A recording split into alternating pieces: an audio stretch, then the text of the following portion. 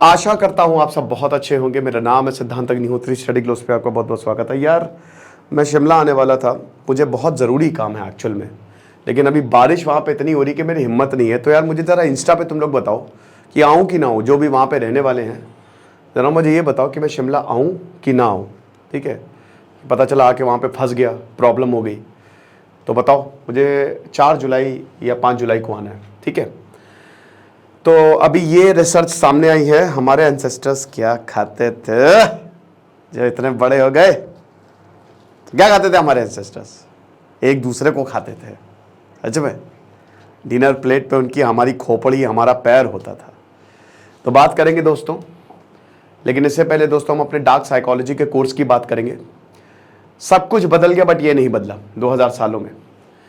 Manipulation आज भी होता है, ब्रेन वॉशिंग टेक्निक्स आज भी यूज़ की जाती है, और बहुत बड़े पैमाने पे और छोटे पैमाने दोनों पे यूज़ की जाती है। तो इससे कैसे बाहर निकले, आप इसको कैसे अपनी सक्सेस के लिए यूज़ कर सकते हैं, ये हम बताएंगे मात्र 600 रुपये में। सिर्फ मुझसे ये कई बार बोला जाता है कि सर आप इतने जो हैवी कोर्सेज हैं, इतने महंगे, आप इतने कम में क्यों दे रहे हो? तो मैं यही बोलता हूँ कि भाई देखो, अभी तक ये सब अमीरों के पास था, लेकिन मैं चाहता हूँ कि सबके पास आ जाए, ताकि हर कोई फंडामेंटली डेवलप करे, और उसमें जो हमारी कॉस्ट है बस हम वो जो है वो निकाल लेते हैं। ओके, तो डॉक्टर मयूरिका दास जो हैं वो आपको बताएंगी। 15 साल का इनका एक्सपीरियंस है और 20 जुलाई से क्लासेस शुरू होंगे। आ जाओ फटाक से। तो क्या भाई, रिसर्च है, साइंटिफिक रिपोर्ट्स में जो एक जर्नल है उसमें ये रिसर्च छपी है, और इसमें यह बताया गया है जो होमिनिन है, आज से करीब 15 लाख साल पहले, to be precise 1.45 million years ago, एक हड्डी मिली है, शिन बोन, जो पैरों की हड्डी होती है ना, पैर के नीचे वाली हड्डी, जो घुटना होता है उसके नीचे तक, जो पूरा टो तक जाती है, इतनी बड़ी, वो मिली है। अब ये 1970 में केनिया में मिली थी। तो जो सिम्सोनियन म्यूजियम है, ठीक है, उनकी मैगजीन भी आती है अमेरिका में, तो उन्होंने इस पर रिसर्च शुरू की, डॉक्टर पाबिनोर। 1970 में ये केनिया में ये हड्डी जो है, और केनिया में जो केनिया का नेशनल म्यूजियम है, वहां पे ऐसे बहुत सारे रिकॉर्ड्स हैं कि हड्डी में, मतलब जो फॉसिल्स हैं वहां पे स्टोर्ड है। तो अब 2017 में जब डॉक्टर पॉबिनोर की उस पर नजर गई, तो उन्होंने बोला, ओ इस हड्डी पे तो बाइट मार्क्स है। तो उस हड्डी को ले गए और उसके बाद फिर इस पर रिसर्च इन्होंने चालू की, इनकी टीम और इन्होंने पूरी रिसर्च चालू की। अब उसके बाद इन्होंने सैंपल्स भेजे। एक चीज तो पक्की थी कि ये जो बाइट मार्क्स था, मतलब कट था एक, ठीक है, तो कट जो था वो किसी स्टोन टूल से, आपको पता है ना कि पहले के जमाने में जो इंसान था, जो होमो सेपियन, जो वाइज मैन था, वो पत्थरों को यूज करता था। मैंने बहुत सारे लेक्चर्स लिए, पूरा हिस्ट्री ऑप्शनल मैंने यूट्यूब पे ही समझाया है। तो उसमें मैंने आपको बताया है कि प्री मॉडर्न टाइम, मतलब एंशिएंट हिस्ट्री में क्या होता था। एंशिएंट आज से 10-15 लाख साल पहले, क्योंकि 21 लाख साल पहले तो भाई हमारा मतलब जो इंसान है वो आया ना, पहले तो वी ऑल वर एप्स। तो वो पत्थर यूज करता था, पत्थर को काट के वो टूल से बनाता था, समझ रहे हो, काटने के लिए, मारने के लिए। तो आप उस शिन बोन पे एक स्टोन टूल का मार्क है।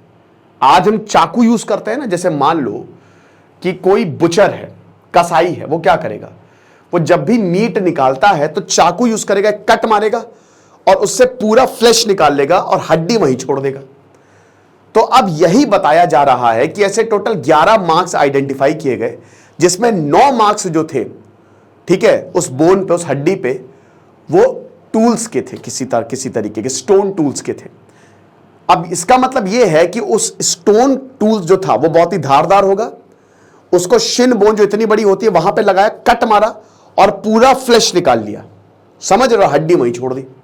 तो मांस पूरा, जो काफ मसल होता है ना हमारा, ठीक है, उसमें अच्छा खासा मांस होता है, फ्लेश होता है, तो वो निकाल लिया और मजे से उड़ाया। नहीं, अभी इस पे हम पक्का नहीं कह सकते कैनिबलिज्म हुआ, नहीं कह सकते। 2 जो बाइट मार्क्स हैं वो कैट के हैं, शेर हो गया या जो भी कैट की फैमिली का है, तेंदुआ, जो भी ये सब।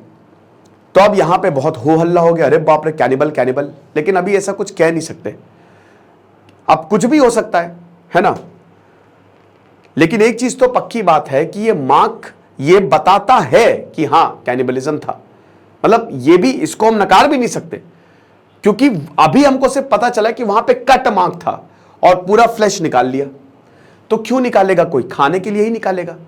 सरवाइव करने के लिए इंसान दो चीजें उसको चाहिए, वो उसके इनबिल्ट होती है दिमाग में। एक तो सरवाइव करना है उसको, तो सरवाइव करने के लिए आपको खाना चाहिए। अब खाना, अगर आपको मान लीजिए कि हमने 2 लोगों को रख दिया कमरे में और 2 लोग हैं, अब हम आपको खाना नहीं दे रहे हैं, तो 6-7 दिन बाद आप एक दूसरे को मार के खा जाओगे, कितने भी सभ्य इंसान हो, क्योंकि वो हमारे इनबिल्ट है, हमारे जेनेटिक में वो कोडेड है, जीन्स में कोडेड है हमारे, ऐसा है। तो अब सर्वाइवल और दूसरा एवोल्यूशन, यानी कि सेक्स, रिप्रोडक्शन, ये हर कोई करता है। तो खाना चाहिए और रिप्रोडक्शन करना है, ये 2 चीजें ही हैं और ये इनबिल्ट होती है इंसानों में। तो अब यहां पे यही बोला जा रहा है कि और कोई तो यहां पे मतलब दे आर वेरी कॉन्फिडेंट, जो यहां पे साइंटिस्ट हैं, जो रिसर्चर्स हैं, वो बहुत कॉन्फिडेंट हैं कि यही हुआ होगा, और कोई है ही नहीं, और कुछ हो ही नहीं सकता। आप बताइए और क्या हो सकता है? लेकिन बोल रहे हैं कि नहीं, ऐसा जरूरी नहीं है, हो सकता है कट मार्क्स ऐसे ही लगा दिया हो। मतलब ऐसा थोड़ी ना है कि जरूरी नहीं कि अगर कट मारो तो खा ही लिया हो, नॉट नेसेसरी। हो सकता है किसी जानवर को खिला दिया हो या किसी जानवर ने कहा, कुछ भी हो सकता है। दूसरा, यहां पे जो सैंपल्स थे, अब ये स्पीशीज कौन है ये भी नहीं पता, किसने ये किया, कौन सा ऐसा पूर्वज था जो इंसानों को खा रहा है ये नहीं पता। होता क्या है कि जब आपको ऐसे एविडेंस मिलते हैं तो आपके पास ऑलरेडी बहुत सारे सैंपल्स हैं, ठीक है। तो अब दांत का निशान होता है, तो आप उसको 3D स्कैन करके पूरे जो कट मार्क्स है उसको भेजा गया और बोला कि भाई बताओ। तो आपके पास टूल्स हैं, टीथ सैंपल्स हैं, तो उसको पूरा एनालाइज किया, लेकिन 898 में कुछ भी नहीं मिला, जितने भी हमारे पास सैंपल है। यानी कि एक तरीके से कौन सी प्रजाति थी इंसानों की या किसने ये किया, वी डोंट नो। बट एक चीज जरूर है कि होमो ही थे, राइट, थे तो इंसान, और ये नॉर्दर्न केनिया में थे। वैसे भी आपको बता दूं कि हमारे जो पूर्वज है वो अफ्रीका ही है, हम एक ही पूर्वज से निकले, आउट ऑफ अफ्रीका थ्योरी, एक ही हमारा पूर्वज है। तो जो काले, गोरे, सांवले, इनका जो रंग भेद होता है ना, इसका कोई मतलब नहीं है। तो अब इसमें और भी रिसर्च होगी, लेकिन साइंटिस्ट, वैज्ञानिक और रिसर्चर्स और आर्कियोलॉजिस्ट, साइंटिस्ट तो नहीं बोलूंगा, आर्कियोलॉजिस्ट होते हैं बेसिकली है। साइंटिस्ट मुंह से निकल रहा है, क्योंकि बहुत सारे साइंस के लेक्चर्स होते हैं।